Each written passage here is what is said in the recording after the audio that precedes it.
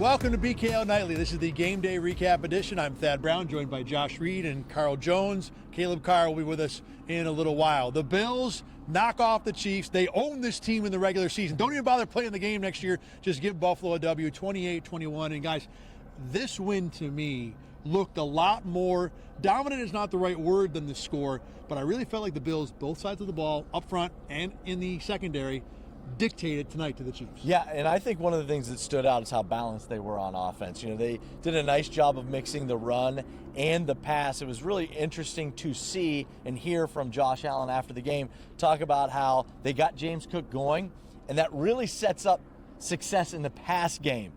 That's a little different storyline than what we've heard in years past when it was Josh in the pass game opening things up for the run game. But that is their new secret to success on offense. Quite frankly, if they can keep doing what they did tonight, it's a successful recipe. Their best player outside of Josh Allen is James Cook. Their second and third best players are Dalton Kincaid and Khalil Shakir. And I felt like today they made a concerted effort to make those three guys the focal point. Obviously, the Chiefs' run defense isn't great, and then the other two weak points of that defense is the backers right up through the safeties. And boy, the tight ends they fool. Khalil Shakir, I don't think he maybe like 30 yards, if that, but he got targeted a bunch. There was a clear effort to make sure that those guys got involved and make an impact on this game. Shakir, 7 catches, 43 yards. I mean, he didn't have the big play, but he was a guy that helped move the chains for sure. The other thing, too, the Chiefs came into this game as the team that is the screen outside. I'm going to throw the ball quick to receivers, let them make plays. They didn't barely do that at all, and the Bills were the ones who dominated with that game today, and it was great, to your point. Using Shakir in space, using Kincaid in space, safe throws, not forcing Josh Allen to drop back and let's just go head up with our receivers against any secondary in the league. We've talked about that. That's not the game plan for this team. What they did tonight, both the mix and the way they use guys outside, I thought was fantastic. One of the things that we've talked about a lot this season is how difficult things look offensively at times. I never got that sense tonight. I never got the sense where it was, man, things look hard. You know, they're going 3 and out in a couple series in a row and they're punting. They never got there. And I think some of that was, it always seemed like they were ahead of the chains. They never seemed like they faced a ton of 2nd and 15 or even 2nd and 12 or 3rd and 9. It seemed like they were always in 3rd and manageable, and they did a nice job of converting. This team in its current iteration isn't built to play that type of game, so that's why things felt so controlled. They were always in 2nd and 4, 2nd and 3s, 3rd and 2s, and that's why they felt so controlled on offense. On the defensive side of the ball, I think there are many different heroes. Sean McDermott certainly is one of them. It felt like the game he called was fantastic, but Cole Bishop and Max Hairston, particularly Bishop, with the criticism he's taken the last year and change, to have the game he had tonight, the number of big plays he made, the number of times he was around the ball, this has to be incredibly encouraging. I'll let you take Cole. I mean, when you talk about the high-end capital they spent on this defense, whether it was a Joey Bosa, a Max Hairston, and Cole Bishop, you need some of those, especially cost-control players, the young bucks, to perform. And in a game like this, where you play the Chiefs, they're super athletic. They do a bunch of funky stuff on offense. You kind of need guys to go above and beyond the playbook and make plays. And I thought both of those players, Cole and Max, made plays that went beyond the whiteboard. Like, hey, I can draw it up for you, but you got to go out there and make the play as well. That play right here where Xavier Worthy is running down in a goal route, Max Hairston's going step for step. That looks good on a whiteboard, but can you actually run and test those hammies against Xavier Worthy? Good on Max Hairston, and also 4 pass breakups by Cole Bishop. Hell of a player. Great game, probably his best game as an NFL player. Letting you take Cole is self-serving. I'm not going to lie. I wasn't trying to be polite. Listen, I had a chance to talk to Max Hairston after the game. This dude's smile, this guy's grin was up here and up here. During the week, we had a chance to talk to Max Hairston about the opportunity to play against Patrick Mahomes and the Chiefs. And he said, it's an opportunity to intercept Patrick Mahomes. Well, it played out here. And I mean, having a chance to talk to him following the game on the field right after it finished, I mean, this guy was soaking it in. He is such a good, first of all, he's great. He's talented and everything, but he is a good energy inside that locker room, an energy that they need. And quite frankly, with Michael Hoyt going down, that was another energy guy. They're going to need some of those vibes. And not only that, he is fast, man. I said during the week, I can't wait to see Hairston line up across from Xavier Worthy. Those are the 2 fastest guys in the last 2 NFL combines. Max Hairston won that matchup more than he lost it. Carl, one of the things I was thinking about during the game is this is, in the grand scheme, going to be one good game. We've seen more bad games from Cole Bishop than good. Right. This was a good one. We've seen really nothing from Max Hairston. But the point is, it feels like this is the type of game that can be a building block. It can be a, hey, look, this is how you do it right. This is what happens when you do it right. As someone who's been in these locker rooms, what can that impact be when you have a young guy who's just trying to, keep his head on straight to have a game like the both guys did tonight? Well, I think a big part of Cole Bishop's success and how it can help him going forward is that none of the plays he made were like some, oh my gosh, that's like a once-in-a-lifetime play. They were all things where, like, I imagine all weekend film, if you get this look, shoot your shot and pull the trigger. That fourth down stop, I'm sure they saw it all week. Hey, we're going to show man, pop out in zone, make the play when it's provided to do so. He did that. I'm sure all weekend film they said, hey, when Patrick Mahomes gets out of the pocket, plaster on your guy and make sure that you don't lose him. That was a great play he had on Hollywood Brown, and I think that's where he can build confidence going forward. We can do the little things. We can do the mundane things. That play he made against the Saints a few weeks ago, that was great. But that's once a season. What he did tonight is something that you can build upon. And confidence is a hell of a drug, right? We hear that all the time. It is. Mm-hmm. I mean, look, not only did he have a nice game, he did it against the Kansas City Chiefs. That's got to be something. That's not nothing. Doing that against Patrick Mahomes and against this team and this offense, where all week we talked about all their skill players that they have on the outside and how 3-game win streak, they're averaging 30 a game, they're on a roll. And for Cole Bishop to have that type of performance, his confidence has got to be at an all-time high. I thought it was interesting because Sean McDermott was asked about Cole Bishop. One of the things that was brought up was by our buddy Matt Perino. Matt Perino mentioned that this was Cole Bishop's 12th career start. Mm-hmm. So we got to kind of keep that in mind sometimes, that the guy has only started 12 NFL games. You talk about how important it is to get this performance against the Chiefs, and I think it's a great point. It's not going to be just any other game. It's the game. Like I started this with, the Bills have won this game a few times. And there's going to be a number of fans, and rightfully so, who will say, well, big deal, we've seen this before. What does this win mean for the Bills long term? Whether it be reputation, vibe, or just sheer numbers about where you are in the standings based on either in the division or in the conference? To me, I think it's more about the immediate and keeping pace with the New England Patriots, who won again. Like, you're trying to keep pace in a division now where you're in second place. This wasn't the first place Bills versus the first place Kansas City Chiefs. These were two second place teams. And now, not only did you help yourself stay in that race, you knocked Kansas City down a peg a little bit in their division race. I think it's the process of how they got things done today. This entire offseason, quite frankly, since 2020, the way that the media, the front office, the coaching staff has said about this game in particular, we have to win with 4, and we have to put pressure on Patrick Mahomes. Tonight, there was proof of concept that they can do it with 4. I know there are a bunch of caveats. Chiefs are banged up. The Bills are too, yada, yada, yada. I get that. But that's where, if you're a Bills fan, that's the hope you should have. Hey, we did this. That doesn't change. There's no schematics with just whooping the man across when you can get into the quarterback. So you should have some hope that they can do it again in January. It's crazy that you said that. We spent too much time together, because that's virtually the same thought I had about this game. The way this team was built, it felt like it was built for this game. Speed in the secondary. Guys who can get to the quarterback from the front 4 without help. And those things, at least on the defensive side of the ball, I thought totally played out tonight, on top of a really well-called game by Sean McDermott. Proof of process. It feels like this is something that's maybe not more repeatable, because the past teams, the Bills that have won these games, have been just as good. But what they were trying to put together, it doesn't feel like it's a one-off. It feels like that this is could be the start of a team that can do this over and over and over. Michael Hoyt goes down. Looks like it's going to be a season-ending Achilles injury. Tuesday is the trade deadline, Thad. I mean, it's going to be really interesting to see what happens in the next 48 hours. For sure. I mean, we talked about it. You need probably at least one defensive tackle. And I know Bills fans want a receiver.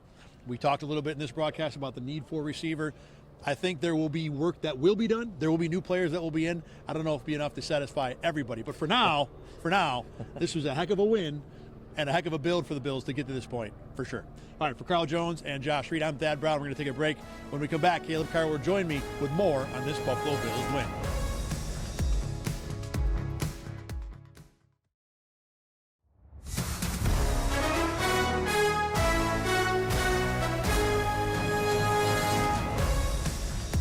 Welcome back to BKL Nightly. This is the Game Day Recap edition, talking about Bills and Chiefs. I'm Thad Brown, joined now by Caleb Carr. And Caleb, before we get into the nitty-gritty of some of the details and the heroes of this game, give me your take on Bills, Chiefs, some of the things that really stood out to you from this contest. I mean, it's exactly what you want out of a Buffalo Bills Kansas City Chiefs game. It had its highs, it had its lows. I thought Buffalo played an all-around great game. We talked a little bit earlier in this week about what we wanted to see out of this game for Buffalo to really move that needle. And one of my points was that I want them to win a close game, a hard-fought battle where both teams look good, and I thought that's what this was. I thought there were times that the Bills' defense made the Kansas City offense look not great, particularly Patrick Mahomes. I thought that D-line played great getting to him, and they forced him to make a mistake. And I thought the Bills' offense on many levels, the run game was good. The run game opened up the pass game. Josh Allen wasn't Superman, but he still had a pretty darn good day. And I thought all around it was just a great game, and Buffalo just made a couple extra plays that they needed to make, and they came out on top. But, like I said at the beginning, it's exactly what you want out of a Bills-Chiefs game, drama down to the very last moment.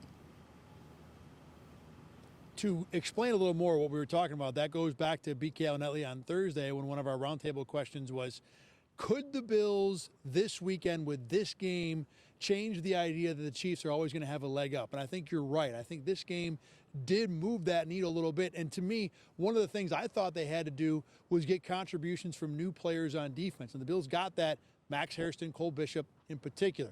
We talked about them in the first segment of the show. So let's go back to the offense here quick. A guy that I think we've seen and know can contribute to this Bills team in a very large way is James Cook, 114 yards rushing.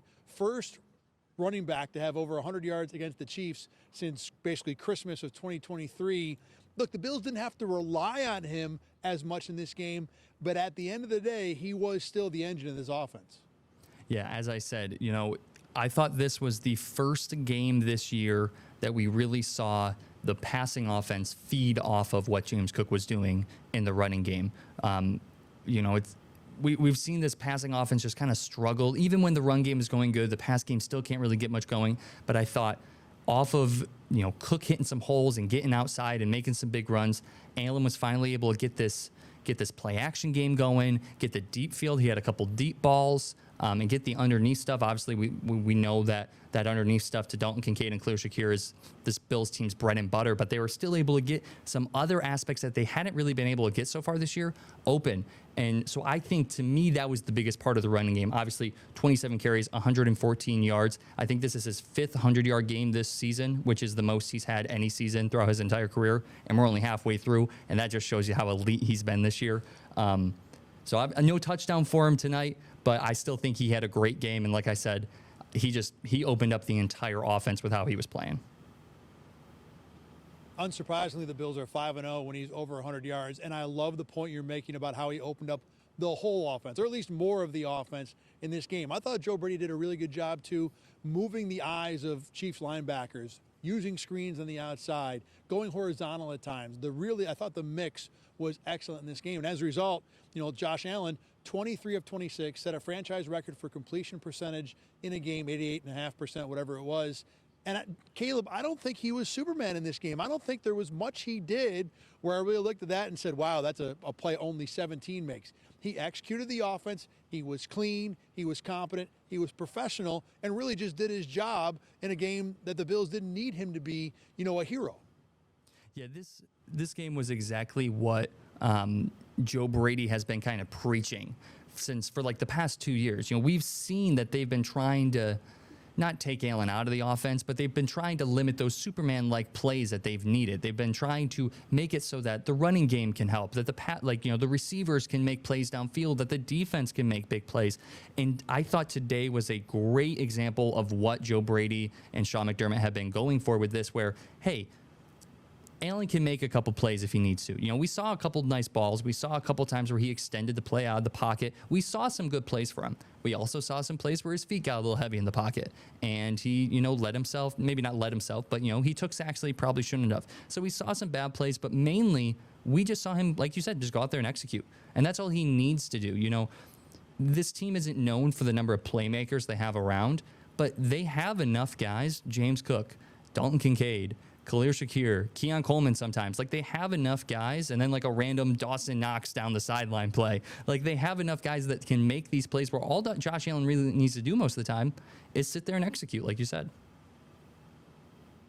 I think this was a game where they were okay with Josh Allen executing. I think there's a number of games where he has to do more, but I think getting away from that as much as possible is the goal. And I guess I'm going to land here kind of on the fence a little bit to where, I think with Shakir and Kincaid, there's the potential to have enough weapons to not force Josh Allen to be Superman. I just don't think they'll be able to do it a lot. They did it in this game. And to that point, let's talk about Dalton Kincaid's 100-yard game. We were kind of talking about this earlier, too.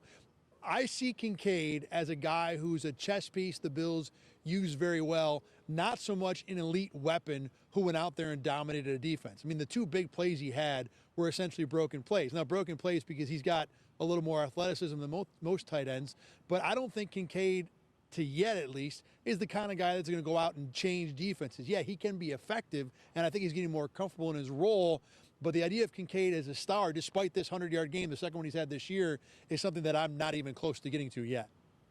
Yeah, and like you said, we talked about it a little bit earlier, and I completely agree with you. Like, at this point in time, he is not a star. But I don't agree with you in the fact that I do think that games like this, and you use the word comfortable, and I think that's perfect, where he's getting more comfortable in this offense.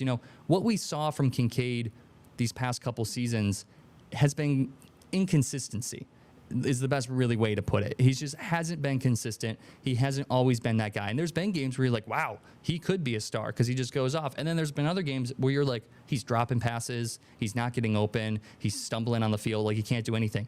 And I think as of late, he's become extremely consistent and extremely reliable. And if he can continue to do that, whether that's just him becoming a better player or the system that he's in and the calls that Joe Brady is making and just having an MVP quarterback, I think if he can continue to make those plays, he could grow and become a star player. Like you said, he has the physicals needed to go out there and become a star. I think he just needs to get more comfortable, and he needs to grow, and he needs to become more consistent and more reliable, which is exactly what he's doing in the type of system that they're running right now.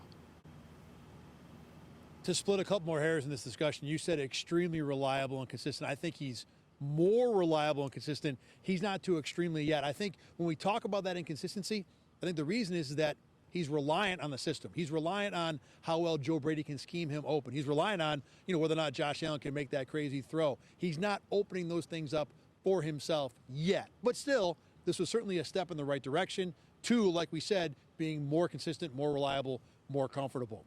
Of course, the most important tight end in this offense, Jackson Hawes, because whenever he catches a pass, the Bills win, and whenever he doesn't, the Bills lose. Got another one in this game, Caleb. They need to just start opening every single game with a quick tight end screen or something. Just get the ball in Jackson Hawes' hand. I don't care if he catches it for 2 yards. Just get the ball in his hands, and then you're good. You can do whatever you want for the rest of the game. But I think he's just another example of, although there's not a star playmaker on this team, when everything's going well, because obviously we saw 2 weeks before the bye, things not going well, and we saw exactly what can happen when things don't go well. But when everything's going well, this team doesn't need a star. They have enough guys that can dish it out. They have enough guys that Josh Allen can hit and that can make plays. And then a guy like Jackson Hawes, he's kind of starting to learn how to play with Josh Allen. He's learning that, hey, just because I'm not open right now, I might be open in 2 to 3 seconds when Allen rolls out of the pocket. So I got to stay ready. I got to stay alert. And that's exactly what he did on that play. I don't love the shovel pass from Allen. I don't love it.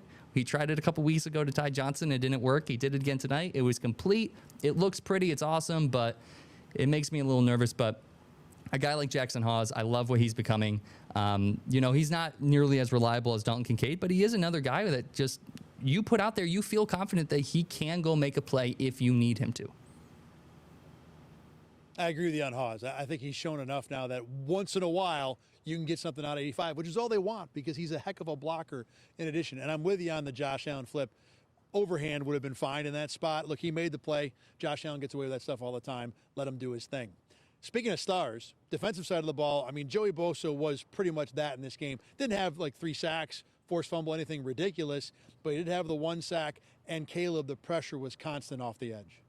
Yeah, like you said, nothing crazy showing up in the box score. Looking at it now, he ended with 1 sack, as you said, 2 tackles for loss, 3 total tackles. Says he had 5 QB hits. So like you said, that pressure was throughout the entire game. And it's not showing up with sacks or even, it says he had 5 QB hits. He had much more pressure on Patrick Mahomes than that. You talk about just that interception that Mahomes had late in the game on the 3rd and 10 where he just kind of heaved it up there because he had to, because Joey Bosa was standing in his grill. And if he holds on to that for any longer, it's a 5 to 8 yard, I can't remember exactly where he was, but 5 to 8 yard sack. And now they're looking at 4th and long and they need to punt it away. So he kind of had to just send up a prayer there and Maxwell Harrison was just in the right spot. But Joey Bosa was making those plays all night long. Just because he wasn't bringing Mahomes down doesn't mean he wasn't having an effect on him. He was very much getting up in his face, and Mahomes felt him all night long.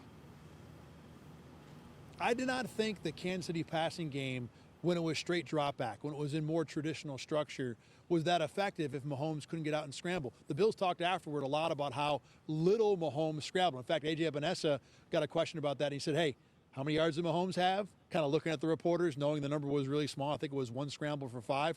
He kind of nodded his head. That was the Bills' game plan tonight. And Bosa was a big part of that because of how good he's been compressing the pocket. You don't have to, apparently, with this Chiefs offense, where it is right this second, get to the quarterback. But if you can keep him in the pocket and make him uncomfortable, I don't think his weapons are good enough down the field to win consistently. Maybe by January they will be. But in this game tonight, I think the Bills' game plan was more than enough to cause problems against Mahomes. And give them credit. They scored 21 points because that dude was just pulling things out left and right.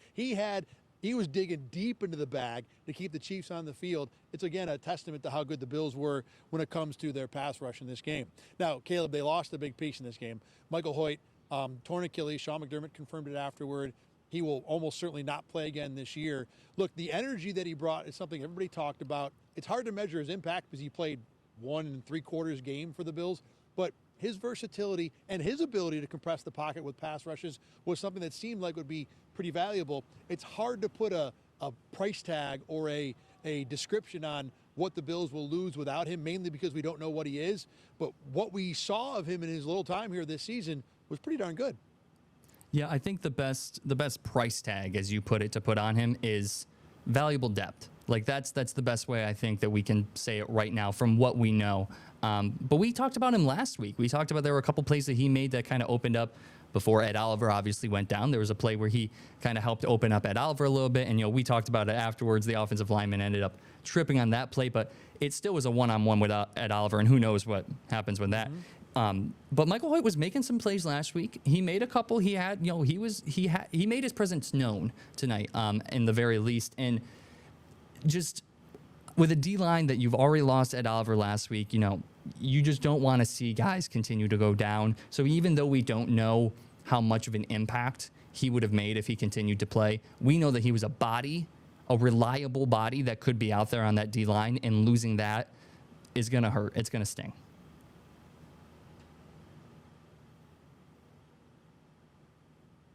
Going to make it that much tougher for the Bills at the trade deadline and for Brandon Beane to figure out what he is going to do next year going forward. Let's talk a little bit more about the end of this game. Caleb, the field goal at the end there, I did not think Sean McDermott should have kicked the field goal. I thought punt was the play there. Look, I understand that really most of the choices the Bills had at their disposal were probably going to work.